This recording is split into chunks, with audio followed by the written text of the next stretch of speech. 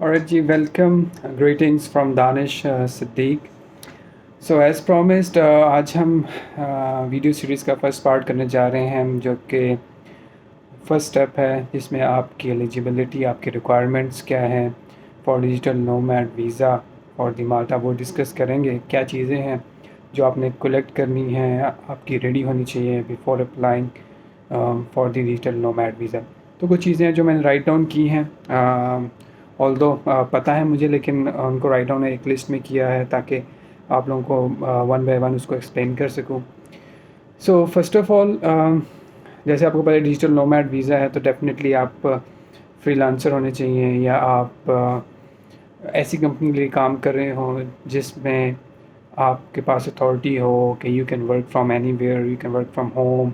अगर आप माल्टा में हैं, दुबई में हैं, अमेरिका में हैं, सिंगापुर में हैं, कहीं पे भी हैं, लेकिन आप काम कर सकते हैं from any part of the world without visiting office, और आपको किसी किस्म की फ़िज़िकल प्रेजेंस की ज़रूरत नहीं है in the office, then you are eligible. ठीक है।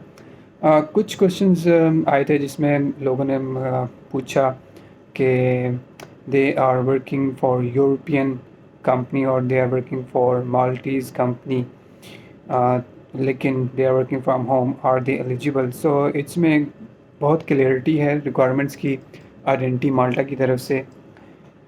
अगर आप किसी भी माल्टीज़ कंपनी के साथ काम कर रहे हैं, चाहे डायरेक्टली कर रहे हैं और चाहे इनडायरेक्टली कर रहे हैं, तो आप एलिजिबल नहीं हैं। चाहे आप वर्क फ्रॉम होम है लेकिन आपका जो एम्प्लॉयर है वो माल्टीज़ बेस्ड है, या वो सब्सिडरी है किसी भी कंपनी की लेकिन वो सब्सिडरी माल्टा बेस्ड है या यूरोप बेस्ड है, तो आप एलिजिबल नहीं हैं। इस प्रोग्राम डिजिटल नोमैड प्रोग्राम के लिए सिर्फ वो कंट्रीज़ अवेलेबल हैं जो यूरोप के अंदर नहीं आ रही। अगर आप स्विट्ज़रलैंड में हैं, अगर आप किसी और शेंजन एरिया में हैं और डिजिटल नोमैड प्रोग्राम के लिए अप्लाई करना चाह रहे हैं, तो ये प्रोग्राम आपके लिए नहीं है।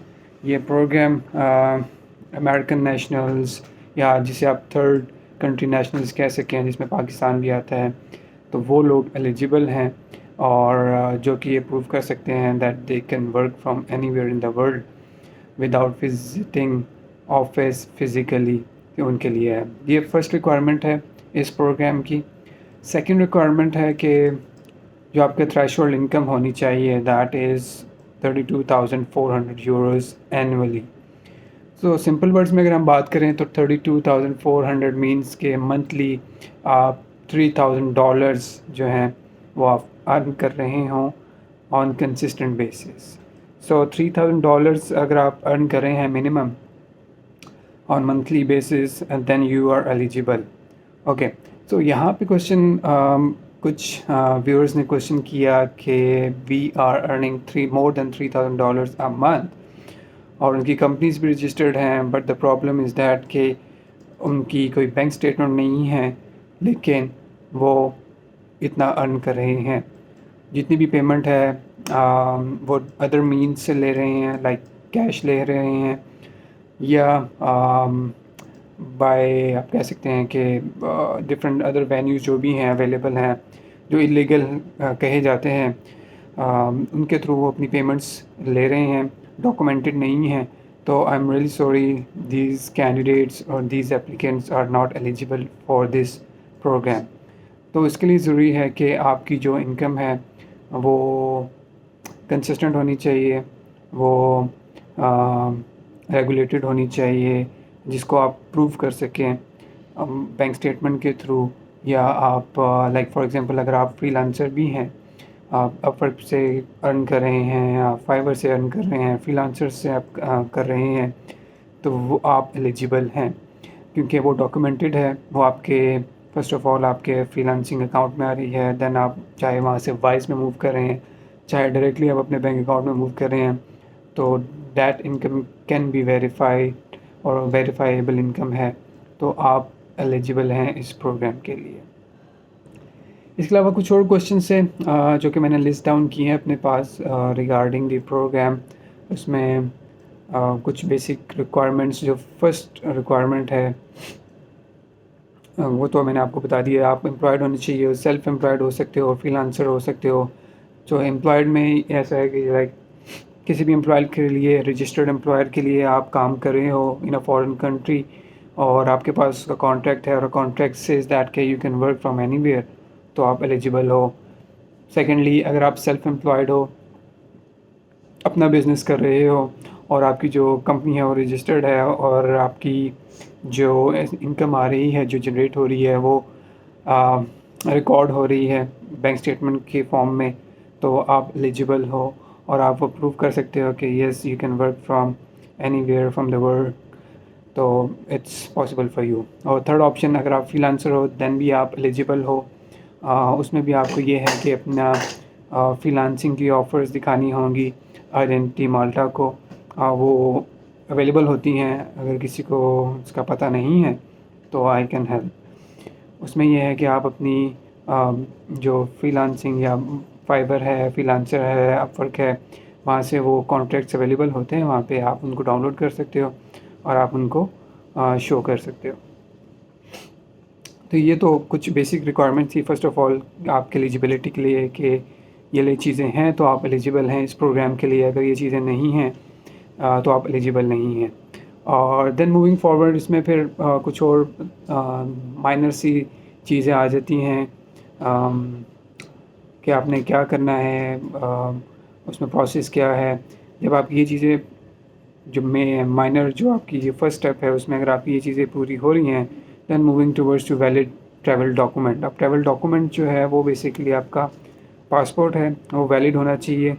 कहते तो हैं कि लाइक इन 3 मंथ्स होना चाहिए, लेकिन to be on safer side, क्योंकि मैंने एक्सपीरियंस किया है तो मैं आपको कहूँगा कि एटलीस्ट जब आप अप्लाई करें तो उसकी वैलिडिटी 1 ईयर होनी चाहिए, क्योंकि जब आपको इशू होगी आइडेंटिटी माल्टा की तरफ से जो अप्रूवल है और जो रेजिडेंसी आपको मिलेगी, जो आपको अप्रूवल लेटर मिलेगा, उसमें टेन्योर मेंशन होगा 1 ईयर का और उसमें आपका डॉक्यूमेंट नंबर और सारी चीज़ें मेंशन होंगी।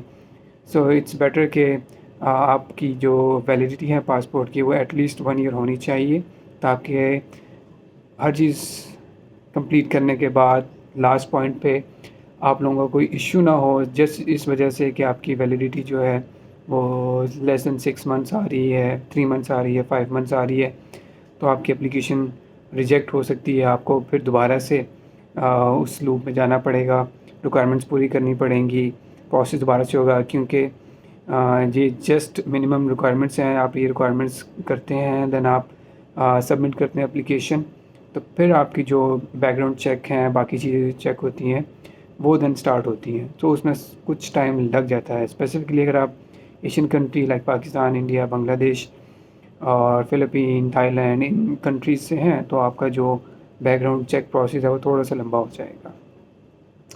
फिर कुछ क्वेश्चन आता है कि नोमैड रेजिडेंट जो हैं, मेन एप्लीकेंट्स हैं, लाइक फॉर एग्जांपल मैं मेन एप्लीकेंट हूँ, तो क्या मैं अपने साथ अपनी फैमिली मेम्बर्स को इंक्लूड कर सकता हूँ इस प्रोसेस में?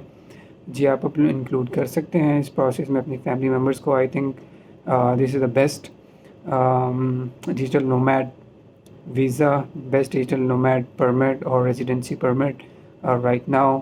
माल्टा के अलावा मलेशिया का भी है, जिसमें आप अपने फैमिली मेम्बर्स को बुला सकते हैं या साथ ही लेके जा सकते हैं, लेकिन उसमें कॉस्ट का थोड़ा सा फैक्टर आ जाता है। तो अगर तो आप अफोर्ड कर सकते हैं एट द सेम टाइम, तो आप उसको भी साथ ही प्रोसेस कर सकते हैं।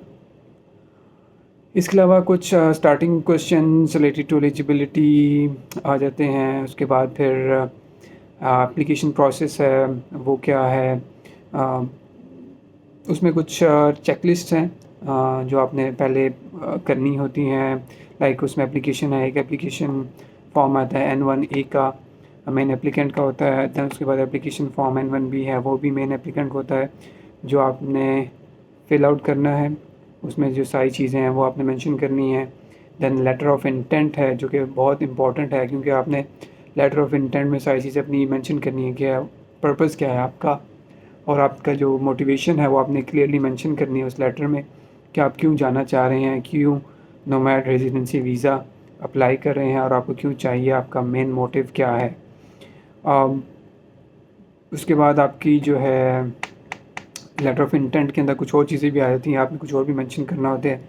जितनी भी रिक्वायरमेंट्स हैं आपने उनके लिस्ट डाउन करना है। लेटर ऑफ इंटेंट आएगा, लेटर ऑफ इंटेंट के बाद जो डॉक्यूमेंटेशन रिक्वायर्ड है वो आपने मेंशन करनी है उसी लेटर ऑफ इंटेंट में सीक्वेंस वाइज। फॉर एग्जांपल आपने मेंशन करना है कि आपने फॉर्म 1 जो है N1A वो फिल आउट किया है, वो भी अटैच किया है। फॉर्म N2 वो भी अटैच किया है।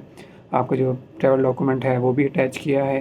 तो ये सारी चीज़ें आपने अटैच करनी है, मेंशन करनी है, बेसिकली लिस्ट डाउन करनी है लेटर ऑफ इंटेंट में। सो आज की वीडियो जो फर्स्ट स्टेप है प्रोसेस का वो हमने डिस्कस किया है। एलिजिबिलिटी क्या है, आपने वो एलिजिबिलिटी पूरी करनी है। देन इनिशियली फॉर्म्स कौन से हैं।